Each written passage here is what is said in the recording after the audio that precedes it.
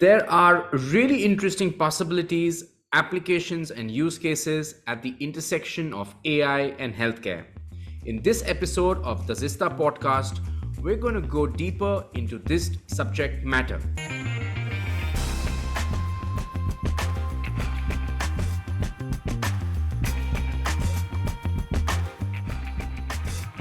Welcome to the Zista Podcast, where we invite industry leaders and academicians to answer questions that students have within a particular area. We've been seeing a lot of interest in how AI is being used in different industries, and today we're focusing on healthcare. Joining us today is Sumeet Maniar, a gentleman with over 25 years of global experience in product, business development, operations, and product leadership. He's worked with SaaS, B2B, and B2B2C verticals. He's worked in different geographies, worked in game industries like gaming, and more recently, he's been focusing on the healthcare space. He's associated with CIPRA.ai and has previously also been the CEO of WellBrain. Let's go straight into this session. Hi, Sumeet. Welcome to the Zista Podcast. We're delighted that you're joining us here today. Yes. Hi, Amit. Nice to meet you. It's been a few years since we've seen each other, but nice to meet you. Indeed. Let me start by saying thank you. I know you're based in California, so it's pretty late in the night where you are. So thank you for agreeing to do this session so late in your night. Yes, no worries, no issues there. Great. I'm really excited to talk to you about, things that are happening at the intersection of AI and healthcare. And, you personally have got a lot of experience in this space. So from your perspective, what do you believe is the most significant application of AI in healthcare today? The most significant application in AI is now, not because it's in the vernacular or popularity, is the generative aspects of AI when it comes to specifically in areas such as nursing care or physician care, because the amount of knowledge required to deliver that care, especially like at a hospital setting or other types of solutions, requires almost like assistance or deep, detailed knowledge. So I think on the generative front, AI is going to be significant. Historically, where I've worked in, it's for those people who know some levels of AI, is I've had experience in working with large data sets, and then we'd have the proper labels and where the models get trained on, that's called supervised learning. And I think generative AI takes it to a whole different level where it could take unstructured data and structured data to then deliver insights or recommendations. So I think in that aspect, it's going to be a huge impact in delivering better value in healthcare, minimizing mistakes, making better recommendation, using different types of data. Another example is this company I'm working with called CIPRA.ai, where one component of it is this semi-supervised or supervised, but what it does is it does N of one learning based on population health data such that it can make precise one-off recommendations that's more personal to you, which is very powerful. And then some generative AI elements come to it to fine tune it to make the recommendation more impactful when it comes to diet and what have you not. But that the solution is focused on reducing hypertension. And there are all these other advantages that the AI can deliver, such as reducing staff's time to do reach out and what have you not. So here, the solution is driving efficiency, better results, and then you're ultimately having better health outcomes, and you don't have the complexity or have to rely on as much staff, or often cases in healthcare, there's staffing shortages. So I think the opportunities in healthcare from end to end, from the care side all the way to the back end and systems management, is going to be immense. That's really interesting. From what I hear, but naturally in the field of healthcare, there's a lot of data that's being generated. So maybe the AI is playing a role in, crunching that and creating some distilled insights that the healthcare provider can actually act upon. And it's really acting, let's say, as your personal assistant in that sense, helping you. But I can imagine that the person who is actually doing the end job is taking a judgment call, uh, looking at the input and not just acting on the input blindly. Would that be correct? Correct, correct. And I can give you another example, like you pointed out when I was CEO of WellBrain, and here we were getting up to the system of building the AI. We had the vast data sets. Here was the use case where we had a digital health app where encompassing several technologies from my previous experiences. And what it was a multiple B to C solution. And what that meant was it was focused on enabling physicians to prescribe mindfulness, meditation, and other solutions that were more conservative to reduce patients' dependencies on high prescription drugs. Here in the States, there's this problem with the opiate epidemic, which are, very powerful drugs, but they're very addictive. Well, what could you do to offer to these patients? And so that's what we did at WellBrain. And in this solution, we would get inputs from patients and then fine tune that personalization, but they can be offered virtual physical therapy, access to neuromodulation, which is electrical stimulation in an outpatient procedure here in the United States that sends electrical current to defeat the pain waves. So all these different types of solutions there. And what happened was over time, we would amass so much data and then we'd have outcomes. And as you suggested, the plan was then to make a recommendation engine such that, hey, saying woman age 35 with this type of pain and these type of conditions, you might want to consider device A or B, and the practitioner doesn't have to second guess or ask his colleagues or try to look at all his patients' data. He has the power of all this data from across all our customers to then make the informed decision more correctly to the patients, like, this might make sense because I didn't think of it. Let's try this. So I think that's a perfect example of where AI can be working quite well. In terms of application, I see so many possibilities. Imagine where, in a country like India, for example, where some of the top cities have got fantastic medical facilities and staff, and in some of the smaller cities, we definitely see medical infrastructure catching up. Things are improving, but there are also situations where staff deployed in these places may not be as experienced, and therefore having access to a strong recommendation engine which is relying on some good data sets can help some of these medical practitioners perform better. So that itself, is also, or that by itself is also really interesting as a use case. Yeah, definitely. And one of the fascinating things and unintended consequences of India is, in a way, it's good what Geo did to the market to drive penetration and adoption of cell phones and even broadband almost throughout the country. So people are using and adapting these technologies much faster. And I see it firsthand, even with this CIPRA.ai solution, which is focusing on hypertension, diabetes, which is very prevalent with many South Asians.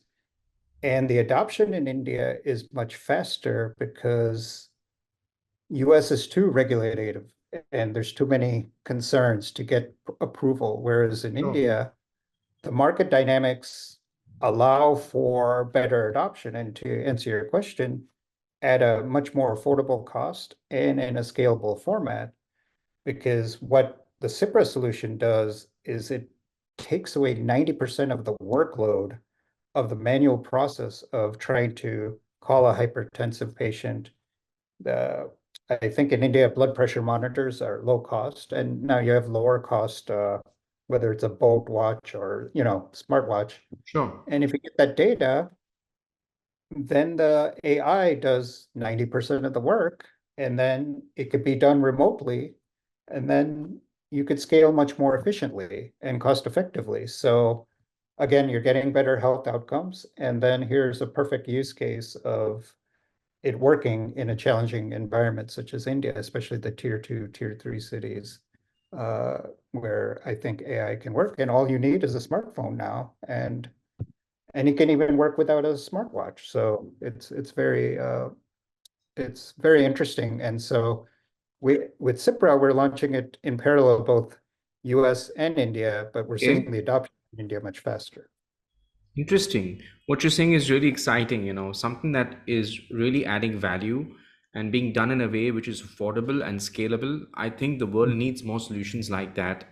But one thing comes to mind, when you think about healthcare, data privacy in any case is really important, but the way you manage data within healthcare systems is even more critical. So, from your perspective, how are companies managing the ethical considerations when you're integrating AI into wellness and healthcare spaces? So yeah, I think the focus or emphasis is, you could call it privacy first, and then also safety.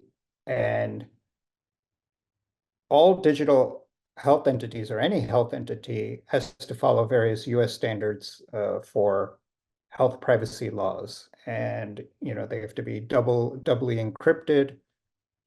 The use of AI, I mean, we used everything on our own premises. We didn't push the data out. And if the data was ever used on an external factor, it was completely de-identified, meaning you could not do any type of attribution, or no one in the future can infer from that data set that this is that person. But from Okay. a holistic perspective, in order to do certain types of studies, we had to, with respect to WellBrain, marry some of our data with some external data. And we worked with a third party company to ensure that. But every step of the way, we had to make sure that, you know, PII, which is also there in payments, personal identification information. And then also in the States, it's called HIPAA, Health Information Patient Portability Act, where records have to be stored in a certain format, and you have to follow these processes. So that's always there, because the liability is much larger, especially here in the States, if you don't follow those types of protocols. So I think the mindset is always there to keep patient records and data as intact as possible. That's good to hear. And I think it makes sense because you're really taking the risk factor out, and yet you're still deriving the benefits that you can get from integrating AI into healthcare. And as you said earlier, it's about doing it affordably and focusing on scalability. So that's really good. Sumit, from your perspective, what are some of the biggest challenges that healthcare providers face when they're deploying AI technology in the solutions they offer? So I think what has happened, as with all new technologies, is there's a lot of noise and a lot of people claiming they can do AI. So one of the challenges we come across is, a physician will say, well, I just talked to 7 or 8 different companies and they do this AI and that AI. Then you have to get them to the point to help them understand what is going on. And then it clicks to him saying, oh, we're doing this, and they are not doing definitely true AI. So there's a lot of confusion going on. And when there's confusion going on, it takes a lot more longer to uh, what is it called? Adopt a new technology. So that's one thing. A second thing, like you might have correctly alluded, it is a behavioral change, in the sense that if I'm using this AI-based solution, do I trust it? And I think right now, in general, there's all these concepts that are coming about. And it's actually, if you think about it, it's just simple concepts. You have to validate what the response is. Uh, in generative AI, there's this concept, they call it RAG, which is basically retrieval augmented generation, but all it is APIs to external data sources to further validate the solution so you can fine tune it, but you're always a human in the loop looking at the data. So I think that's another challenge. And then the third thing is, solutions that work, irrespective of AI, in healthcare, are those solutions that really think about all the steps that a practitioner has to go through and their staff, anyone connected to the solution, such that it reduces their workload from current reduces their workload from current workflows. So, for example, I've seen so many digital health solutions not succeed because it added all these steps of, oh, you got to use this iPad and type it this way and open this app. Meanwhile, the staff members like, I don't want to really use this. Well, the physician wants to use it, but the staff member is saying it's increasing my workload.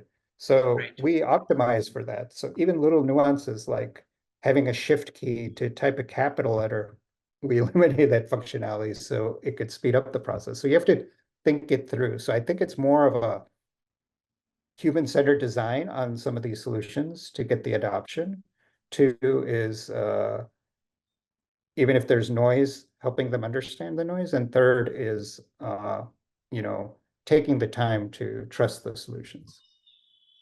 It's really interesting, to hear you talk about human-centered design, because just a couple of days back, I was talking to someone and they were saying that when they approach any problem or they're looking at a solution, they're thinking about the end users, how they're going to be interacting with the product or solution, and really using those insights to make things easy and simple. I think Mhm. increasingly as our world moves faster, technology is getting integrated into our lives, it's really important to focus on the user experience. And I think a lot of focus and emphasis is going in that space, so that interaction design is also an important piece. It's so interesting to hear you talk about that in the context of what you're doing in AI in the healthcare space, right? So it's really interesting to hear this from you. It's with the world of software, it's a lot easier to do it than hardware, where you think of a solution, you can A/B test it or prototype it, and then get validated feedback from users to then make the changes to make the product better. So the cycle development time and the cycle adoption time is much quicker as long as you get those inputs. And from my experience from the previous industries, whether it's games or other types of even AI solutions or other things, it was always getting the inputs, then optimizing it, and implicitly that becomes the UX, UI, user-centered design to make it more adaptable for better use cases. Yeah. Sumit, in terms of future developments in AI, do you foresee, any game changers in terms of healthcare infrastructure or in terms of how deeply AI is integrated into the entire service delivery process? Well, so in the service delivery process of healthcare, I think there's going to be a lot of changes. I can't list specific examples, but I am anticipating many more solutions coming out there. And one of the aspects is a lot more voice-based processing, right? Even taking that one step further, because so voice-based processing is a type of solution where you can speak and make the requests such that the agent then responds to resolving a solution, whether it's an insurance claim or life insurance claim and those type of aspects. So that'll make our lives a lot easier. And consequently, on the back end, it might be a machine too. So ultimately, you can resolve certain types of solutions even better. I do see, like I said, the end-to-end services of healthcare. I see a lot of initiatives, whether it's uh, precision medicine or prototyping how molecules will interact. Or there's another end of the spectrum. There's this company I was interacting with for a while, and it's called Sorcero, and they focus on medical affairs management. And what that basically means is internally, these pharmaceutical companies have so much structured and unstructured data that sometimes it takes an analyst a long time or these people to figure out how to get the right results for the data they need for the pharmaceutical molecules and drugs. You compress that time and then you can reduce the delivery to market of these drugs. So there's those type of benefits, and there'll be more and more benefits on the other end of the spectrum. Another someone I'm related to is the founder of Hippocratic.ai, and he's developed all these agents that are highly specialized agents in different verticals where the service delivery, and it's focused on the service delivery, where a nurse can consult this agent live such that they can have proper recommendations to care as they're interacting with the patient. So I think those are going to be huge paradigm shifts, but people shouldn't be afraid of it because just think of it as being complementary or augmentative to the solution you're trying to deliver. And in cases where you don't have enough staff, it really helps out. So I think there's very interesting solutions coming out, and the future is just going to be even faster, better, and more efficient. It's amazing. It certainly seems that we have a bright future ahead of us. And I just had a question, there are some industries that are looking at, taking their machine learning engines and helping it work with, synthetic data, not just organic data. And do you see that there are use cases of synthetic data that will happen in the pharma and healthcare space? Do you see that happening, or do you foresee that? I could see that happening. I haven't worked as extensively with synthetic data because I guess I've been fortunate enough with my historical use cases that we had enough patient data and outcomes data. But that's not to say I think it'll make it more efficient to make your models more better if you have a lot of the synthetic data. And maybe there's a baseline of, I'm just hypothesizing here without knowing much about baseline of all the pharmaceutical compounds, and you could infer some type of set of synthetic data and then process that accordingly. So yeah, to answer your question, I don't know enough, but I think it is going in that direction where people could use it to get to solutions better, but with a specific use case in molecules and pharmaceuticals, that'd be interesting to see the synthetic data. If it's not there yet, someone will figure out some I'm set sure. of standards to use I'm it. sure. Yeah. There's also a really interesting use case that comes to mind, and I'm just sharing it here. Again, I'm not from the healthcare background, so please pardon me if I get this wrong. But I can imagine, a critical care unit where, say, you have less staff and you have many patients and beds to monitor, and maybe there can be an AI assistant that is constantly listening to the sounds and movements of the patient, and it of course needs to be trained on the right kind of data, but it could, say, detect some abnormal sound or abnormal movement, and it could then send an alert or an alarm to, say, an attendant who's sitting at say a central desk, and they can quickly run to that patient if they feel that that patient needs some extra care. Because even in a critical care unit, while you do have more staff and they're constantly making their rounds, it's not possible to monitor everyone 24/7, but maybe that monitoring could be done with the help of AI. What do you think, that it's possible at all? I think that is possible. And you got me thinking because there's these two, three other use cases of AI where I could see if you put them together, this could work in the sense there's this audio-based AI company that could infer the sounds better from a crowded environment and isolate that sound. And already we have use cases of AI that can look at the disposition of your face and even your breathing pattern to determine certain health parameters. So it's not too far to think if you can better capture the voice and use the voice to then modulate some type of response or alert system in a crowded environment. So I totally see that. There's another company called Deepwell DTX, which is getting a video game approved for meditation or to augment mental health states for behavioral health, anxiety and depression. And I forgot specifically what it's getting approved for by the US FDA, but there it's measuring your respiratory rate to determine what type of zone you're in. and Interesting. then help you put it in a positive environment. So I'm just saying, with advances in natural language processing and the speech recognition and inferring all these different types of states, yes, I think it's highly possible that some type of solution can work in this crowded ER environment, which probably 5, 7 years ago, none of us would have even thought of that. But I'm just putting 3 or 4 of those solutions together, and maybe that could work.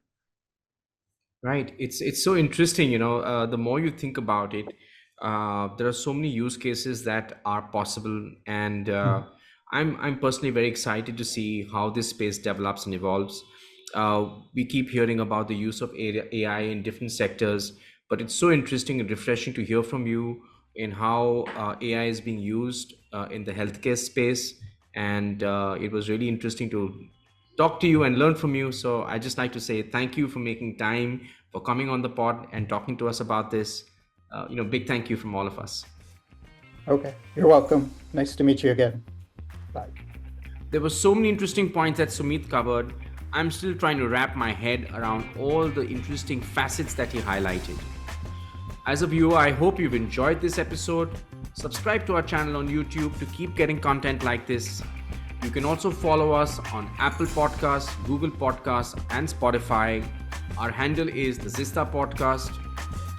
Till we meet again, we'd say stay curious.